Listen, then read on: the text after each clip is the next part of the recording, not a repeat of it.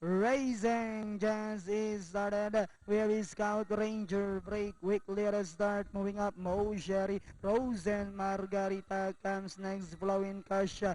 Don't explain it on the outside. Boogie Wonderland. Fresh shows Baxter while Big Bang Bong is the early trailer and going along for the first turn. We have Mo Sherry by a length and a half. Right behind in second is Frozen Margarita. 2 lengths away in third comes Don't Explain. That on the inside is entry number 3 Scout Ranger Boogie Wonderland. Fresh shows comes next Flowing Cash. The next on that is Baxter while Big Bang Bong is still racing and lands inside the 3 octavo. We have Mo Sherry maintaining a length lead, and in second comes entry number 6, Frozen Margarita. Yes, Scout Ranger is down on the inside. Then next on Lana is Don't Explain. Preciosa now moving up.